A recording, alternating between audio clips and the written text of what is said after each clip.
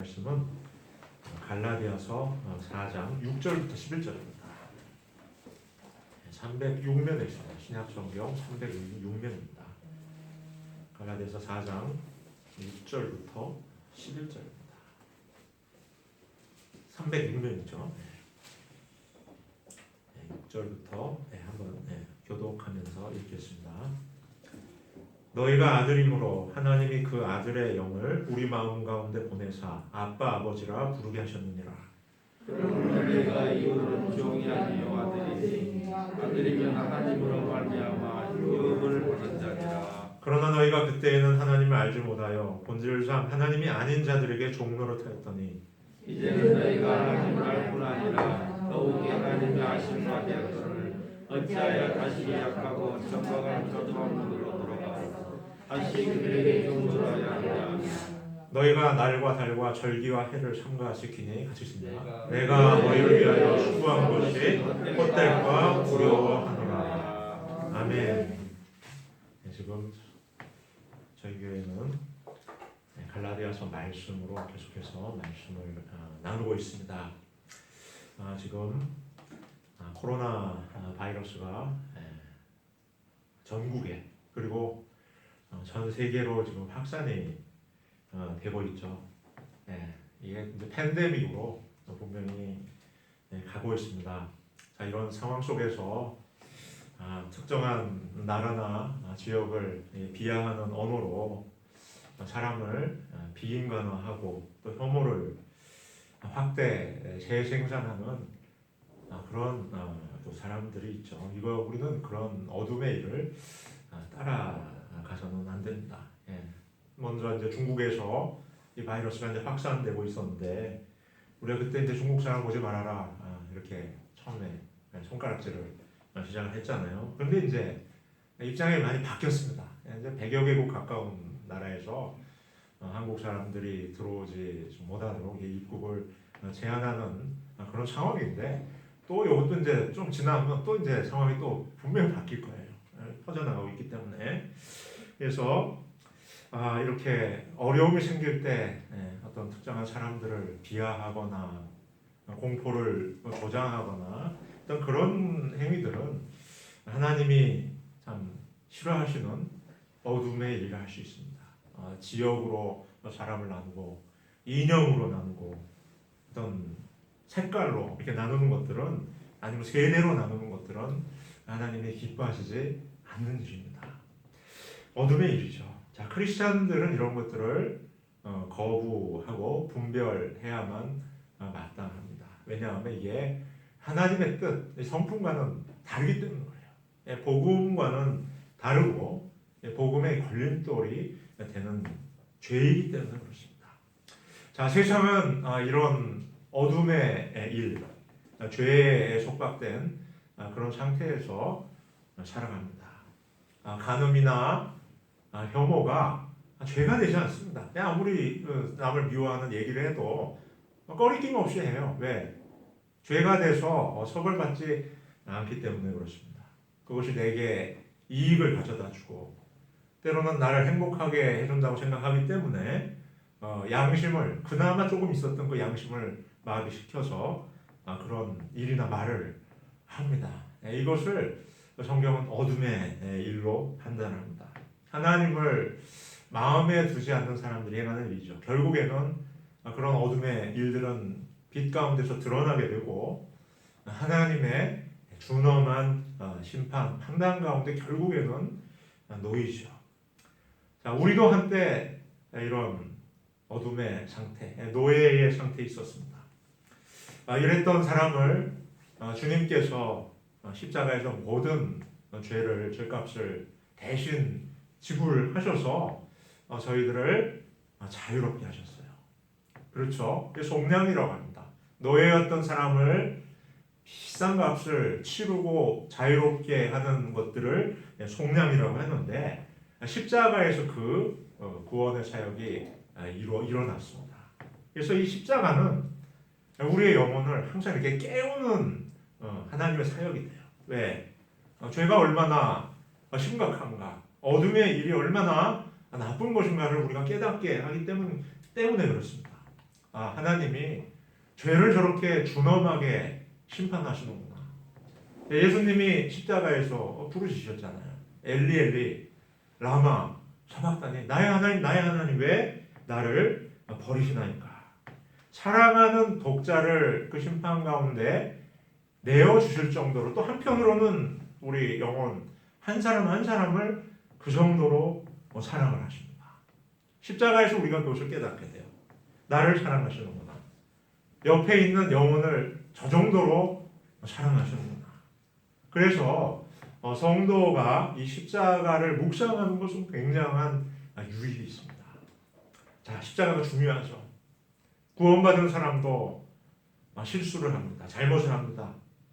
어쩔 때는 우리의 언행이 너무나 부족해서 구원받은 사람으로서 참 이렇게 부끄러울 때도 제법 많이 있어요. 자, 부끄럽기 때문에 내가 교회 다니는 거 숨기면서 살아가면 되겠습니까? 그렇지 않죠. 십자가는 우리를 그런 부끄러움에만 머물게 하지는 않습니다. 우리가 죄를 당연히 부끄러워해야죠. 회개해야죠. 그러나 그 상태에만 머물게 하지 않습니다. 매일 십자가 앞에서 우리의 죄가 사함받는 그 은혜를 우리가 경험을 하고, 그런 부끄러움에서 벗어나서 매일매일 다시 시작할 수 있는 은혜를 주시는 게 예수 그리스도의 십자가의 은혜입니다. 자, 그리고 우리가 지난주에도 말씀 나눴지만 성도에게는 양자됨의 은혜가 있습니다. 양자됨. 6절 한번 같이 읽어볼까요? 6절 한번 같이 읽겠습니다. 시작. 아들이므로 하나님이 그 아들의 영을 우리 마음 가운데 보내사 아빠 아버지라 부르게 하였느니라. 아들의 영을 우리 마음 가운데 보내셨어요. 그래서 우리가 하나님의 자녀, 양자로 이렇게 입양이 된 거죠. 양자로. 그래서 지금도 많지만 로마 시대에도 양자됨의 입양은 굉장히 흔하게 일어났습니다. 자료를 찾아보니까 양자가 되면 그 양자가 가지고 있었던 이전의 모든 조건은 다 사라져버려요.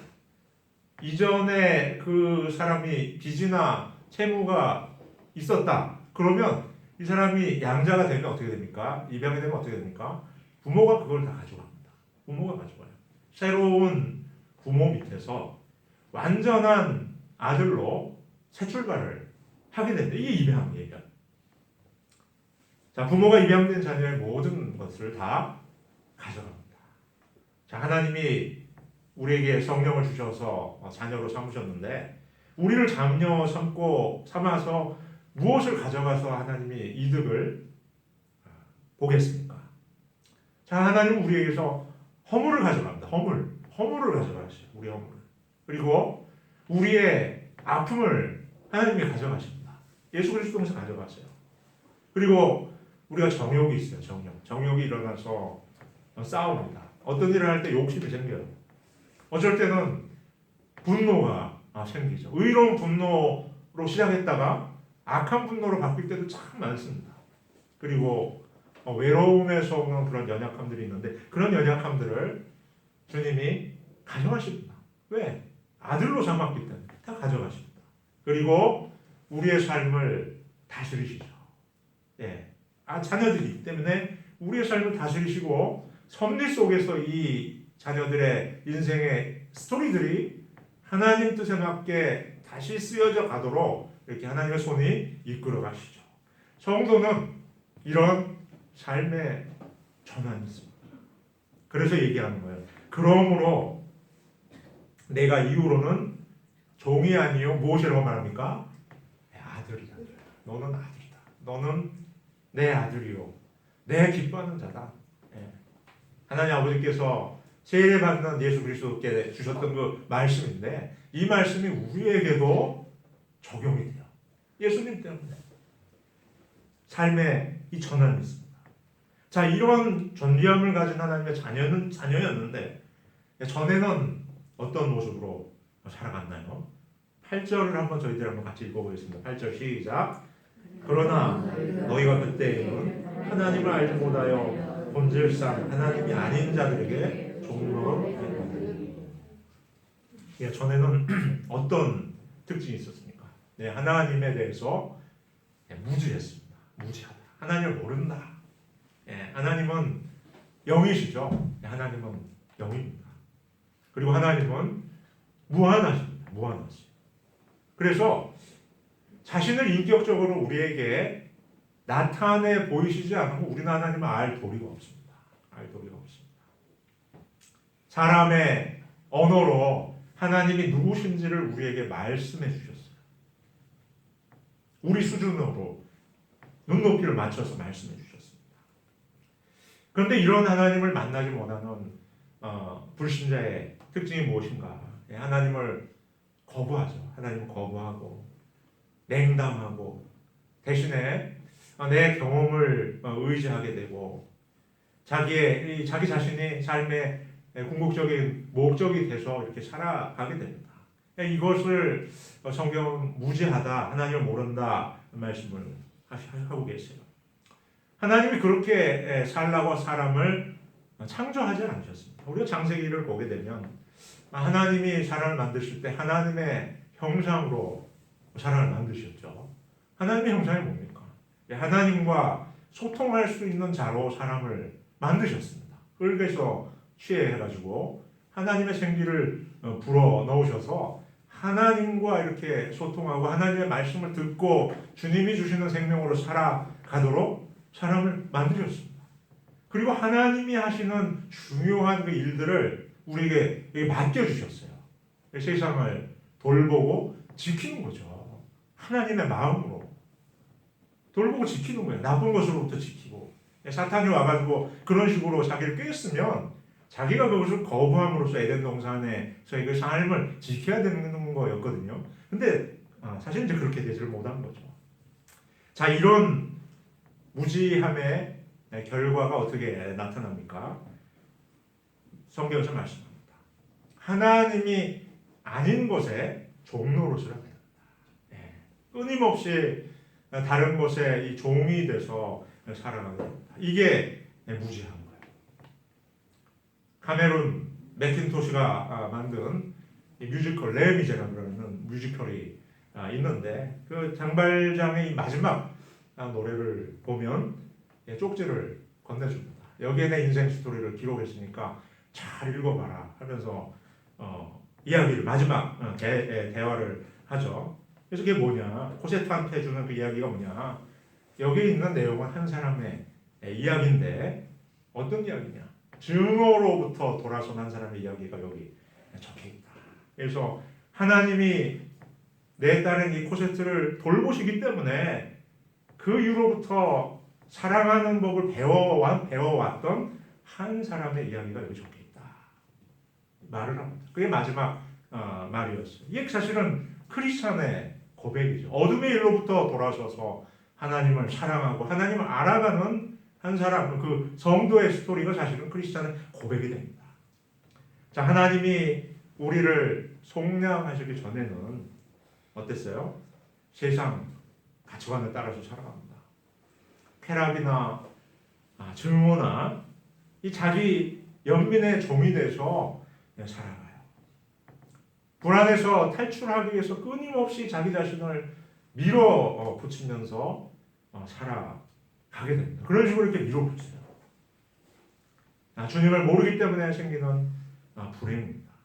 자, 그러다가 하나님의 자녀로 우리가 부르심을 받았어요. 갈라디아 교회 성도들이 그런 귀한 경험을 했습니다. 대부분 노예였던 사람들이었어요. 초대교회 사람들. 노예였는데 예수 그리스도께서 나를 위해서 죽으시고 예수님의 자신의 생명을 내려놓기까지 노예였던 나를 사랑하시는구나. 이게 한 번도 그런 경험을 해본 적이 없습니다. 노예들이. 그래서 노예지만 하나님이 주시는 깨어질 수 없는 어떤 존귀함을 노예들이 경험을 했어요. 교회 오니까 또 어떤 일이 있습니까? 나 같은 노예한테 브라더 부릅니다. 브라더, 형제요 하면서 굉장히 잘 해줍니다. 이런 은혜를 경험하게 되면서 노예들의 이 삶이 바뀌게 됩니다. 이전의 삶을 벗어버리게 되고 비록 노예지만 삶이 정돈되고 깨끗해지고 구차하게 도둑질 안 하고 하나님 붙들면서 살아가잖아요. 그래서 존귀함이 이렇게 나타납니다. 노예, 오히려 그 주인보다 훨씬 더 존귀함이 이 노예의 이 삶에서 이렇게 나타나는 거예요. 하나님이 주신 은혜입니다. 자, 이렇게 복음을 통해서 하나님을 알게 된 이 경험이 갈라디아 교회 안에 있었어요. 그런데 바울이 지금 질문하는 겁니다. 이런 은혜가 너희들한테 있었는데 어떻게 그렇게 속히 이렇게 빠르게 하나님의 은혜로부터 세상의 초등학문으로 돌아서는가. 그래서 1장 보면 어리석도다. 어리석다 말합니다. 이게 9절에 나오죠. 9절 한번 같이 읽어볼까요? 시작. 이제는 너희가 하나님을 알 뿐 아니라 더욱이 하나님이 아신 바 되었거늘 어찌하여 다시 약하고 천박한 초등학문으로 돌아가서 다시 그들에게 종노릇하여 하느냐. 예, 초등학문에 문제가 있었습니다. 초등학문이 뭐죠? 쉽게 얘기하면 세상이 제시하는 대안이다 이렇게 봅니다. 세상이 제시하는 대안입니다. 자, 우리가 살면서 여러 가지 문제를 경험합니다. 불안을 경험하게 되고 때로는 외로움을 경험하게 되고 또 인생의 어떤 허무함이나 무의미함을 이렇게 느끼면서 우리가 굉장히 괴로워하게 됩니다. 근데 이거를 해결하기 위해서 누군가는 돈을 의지하게 되죠. 돈을 의지하고 지위나 신분을 의지하며 살아갑니다. 또 어떤 사람은 이게 주변을 둘러보니까 나는 참 능력도 너무나 부족하고 해결할 수 있는 어떤 해결책이 나한테 별로 없어요. 자, 그러면 어떻게 됩니까?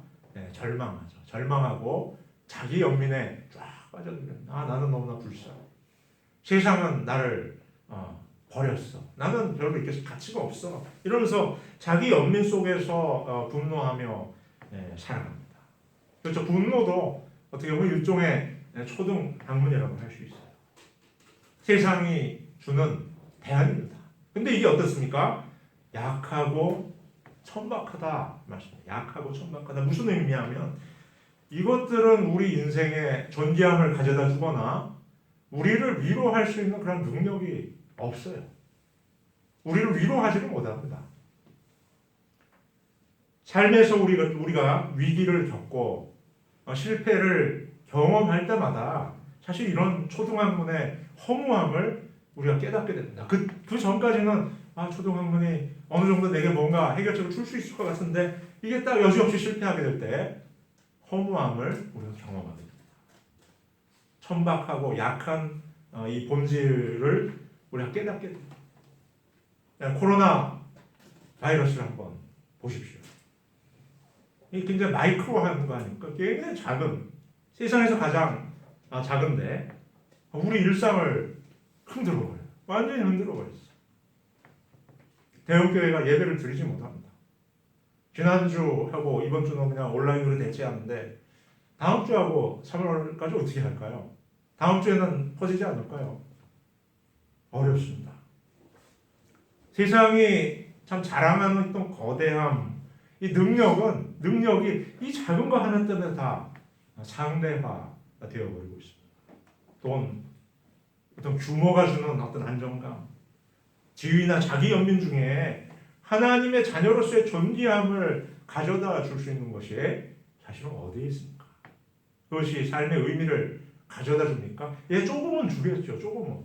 근데 그것은 거짓된 안정감이 될 가능성이 굉장히 큽니다. 거짓된 안정감이 될 수가 있어요. 나는 변하지 않았는데, 나는 예수 그리스도를 인격적으로 만나지를 못했는데, 그냥 다른 거, 돈이나 어떤 규모나 어떤 이런 것들이 좀 있으면 자아가 이렇게 풍선처럼 부풀어 오릅니다. 마치 가득 차 있는 것처럼. 그건 우리를 부요하게 하지를 못합니다. 위기가 오면 그거는 꺼져버려요. 터지거나 꺼져버려요. 자, 하나님이 작은 거 하나를 통해서도 깨닫게 하신다고 저는 믿습니다. 왜 세상에 초등학문으로 그렇게 쉽게 돌아가느냐? 한국교회에 그렇게 말씀하실 수 있잖아요. 왜 쉽게 그렇게 돌아가느냐? 왜 거기에 종로를 타느냐? 그런 메시지 주신다는 생각이 강하게 됩니다. 자, 무엇이 우리를 존귀하게 합니까?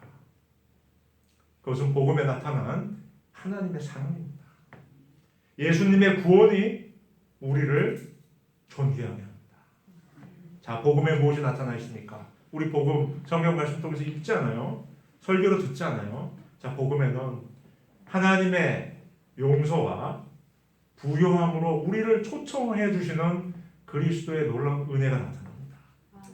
예수님의 십자가가 이루신 사역이 우리를 존귀하게 하고 우리의 영혼을 회복시킵니다. 우리가 말씀을 통해서 십자가를 묵상하는 이유가 바로 여기 있습니다. 자, 그런데 유대에서 온 어떤 사람들이 와가지고 율법을 지켜야 구원을 얻는다, 이런 이제 얘기를 하는 사람들이 있었어요. 오랜 전통에서 이 정착된 그런 율법을 준수하는 행위들이죠. 예수님으로 충분하지 않다, 이렇게 말합니다. 예수님으로 충분하지 않다. 할례를 지키고 절기를 지키고 안식일을 지켜야만 자격을 얻는다, 이렇게 얘기를 합니다. 너희들이 구원 얻기 위해서 어떤 자격이 필요한가? 이런 율법들을 지켜야 자격을 얻어, 이렇게 얘기를 하는 거예요. 이것도 초등학교예요. 초등학교. 왜냐하면 이게 율법을 잘못 사용하기 때문에 이 초등학문처럼 변질이 된 겁니다. 자격을 얻기 위한 도구로 율법을 사용하는 거예요. 자, 율법이 뭡니까?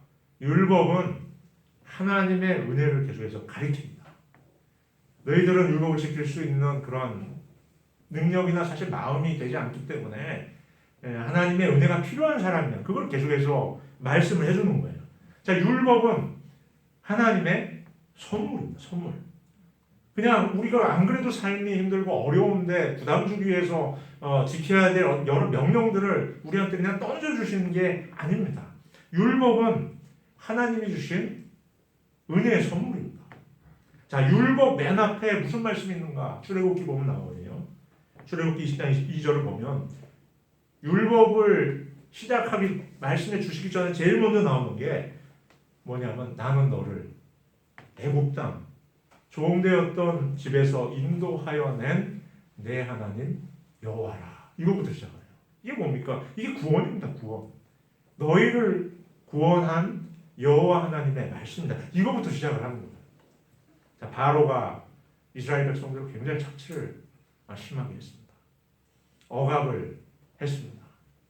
강제하고 위협을 했어요. 이 애굽의 경제는 이 노예를 통해서 굉장히 부유해졌습니다. 이 공짜 노동력이잖아요. 어마어마하게 부유해집니다. 공짜 노동력 사용하면 포기할 수가 없는 거예요. 도저히. 그런데 히브리 노예들의 여호와 하나님께서 이런 애굽의 죄악들을 심판하시고 이들을 애굽에서 탈출케 하신 그 은혜를 노예들에게 베푸셨어요. 하나님 은혜를 이스라엘 백성이 경험을 했습니다. 하나님이 우리의 신음소리를 들으시는구나. 오래전 언약을 기억하시고 그 약속대로 우리를 자유롭게 하시는구나. 그걸 경험했습니다. 그래서 이제는 그럼 이 자유롭게 된 백성들이 어떤 길로 가야 되는가? 자유인에 걸맞게 하나님 백성으로 사는 길을 율법으로 알려주신 거예요. 십계명과 율법에서 벗어나는 것은 참 복된 길에서 벗어나고 하나님에게서 멀어지는 것이기 때문에 그것들은 피해야 된다. 말씀하신 그 복된 길로 걸어가도록 우리에게 말씀해 주시는 거예요. 그래서 성경을 보면 참 이런 그 원리가 있습니다. 어떤 원리냐면 항상 하나님이 우리에게 베풀어 주신 이 역사가 먼저 있고 나서 그리고 나서 우리에게 복된 길, 지켜야 될 명령들을 말씀해 주시는 거예요. 하나님의 역사가 항상 먼저 있어요. 그리고 나서 명령들을 우리에게 전하십니다. 이게 하나님 방식이에요. 너는 내 값으로 산 내 자녀들이다. 그러니 이제 이 복된 길을 나와 함께 걷지 않겠니? 나를 믿어라. 트러스트해라. 하나님 말씀해 주시는 거예요.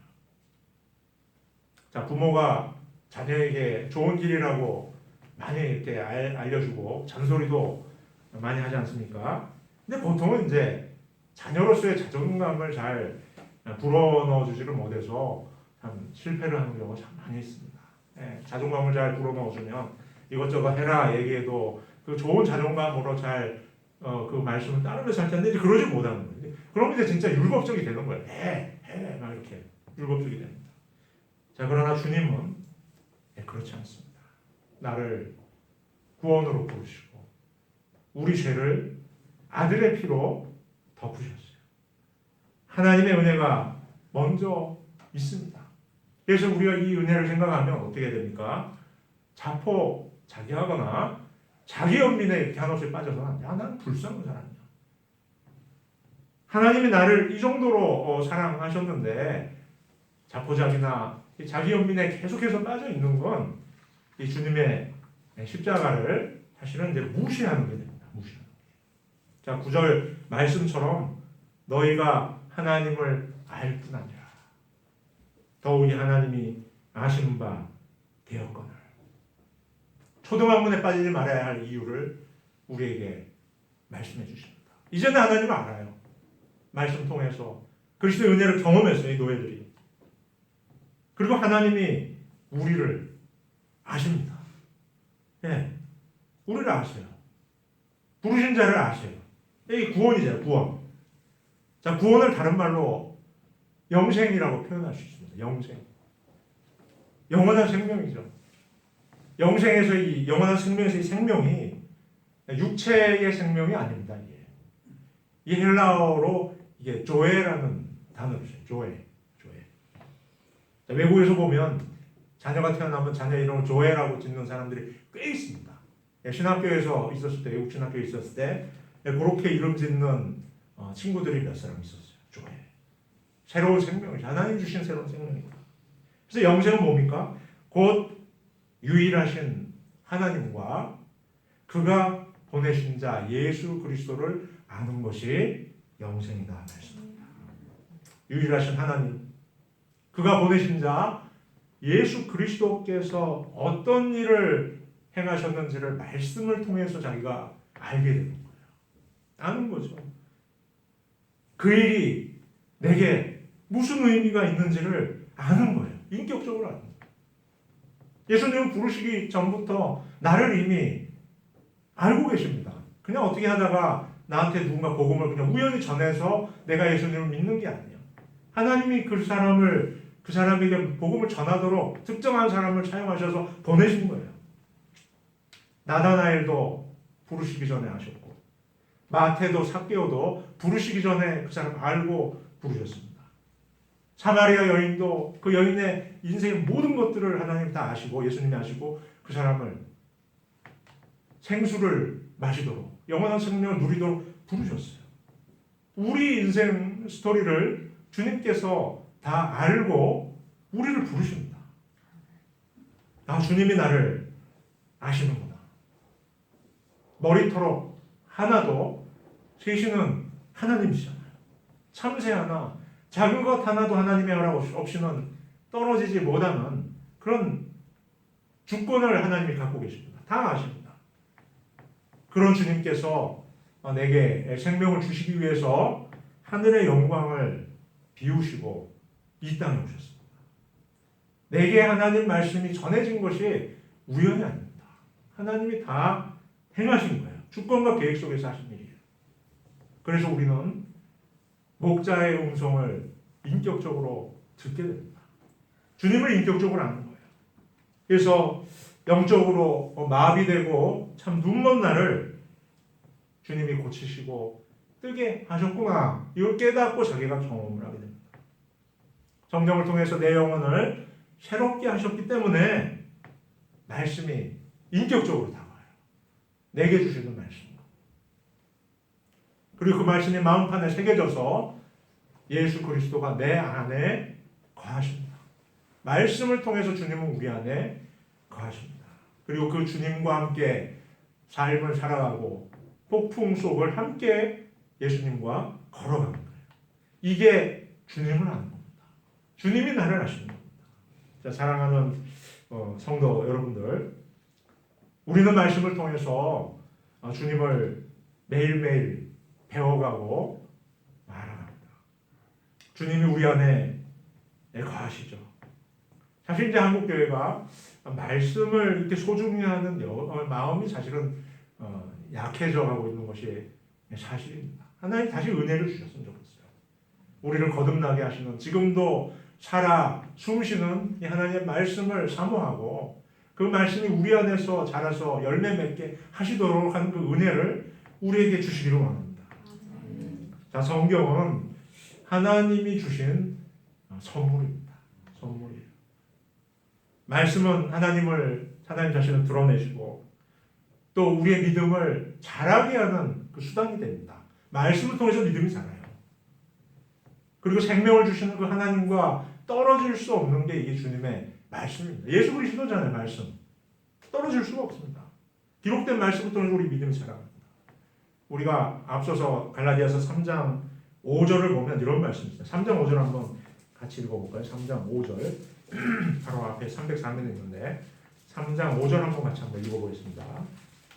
함께 읽겠습니다. 시작. 너희에게 성령을 주시고 너희 가운데에서 능력을 행하시는 게 일이 율법의 행위에서냐 혹은 듣고 믿음에서냐.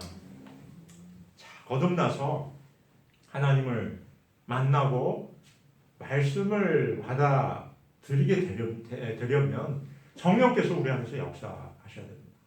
우리의 죽었던 마음을 살리셔서 거듭남의 은혜를 허락하실 때 우리가 하나님 말씀에 반응하게 되죠. 그 일이 일어나요. 그런데 그렇게 거듭난 이후에 구원받은 하나님의 자녀로 살아가게 되는 시작되는 그런 이후에도 우리는 계속적으로 성령으로 충만해집니다. 충만해져야 됩니다. 그리고 하나님의 역사를 경험을 하게 돼요. 구원받은 이후에도. 근데 이게 어떻게 해서 일어나는가? 성령님이 예수님을 증거하고 아빠 아버지 부르짖게 하지 않습니까? 이 하나님의 자녀로 우리가 살아가게 하시고 말씀이 주는 소망과 위로를 경험하게 하지 않습니까? 이렇게 우리 가운데 성령을 계속적으로 허락하셔서 하나님이 우리 안에 거하시고 하나님의 그 능력으로 일하시는 그 역사를 우리가 어떤 식으로 경험하며 살아갈 수 있는가? 이거 경험 못하고 어떻게 세상을 성도로서 살 수가 있겠어요? 그렇죠? 충만하지 않고 일 안에서 일하시는 하나님 능력 전혀 경험하지 않고 혼자서 살아간다면 얼마나 힘들고 외롭겠어요. 하나님 자녀인데 이게 어떻게 나타나는가? 이게 갈라디아서 3장 5절 말씀입니다. 뭐라고 그럽니까? 듣고 믿음을 통해서다. 듣고 믿음을 통해서다. 자, 무엇을 듣습니까? 하나님 말씀을 듣는 겁니다. 말씀을 믿음으로 듣고 그것을 받아들이고 그것을 내가 취해서 살아가는 과정 속에서 성도 한 사람 한 사람이 성령으로 충만해집니다.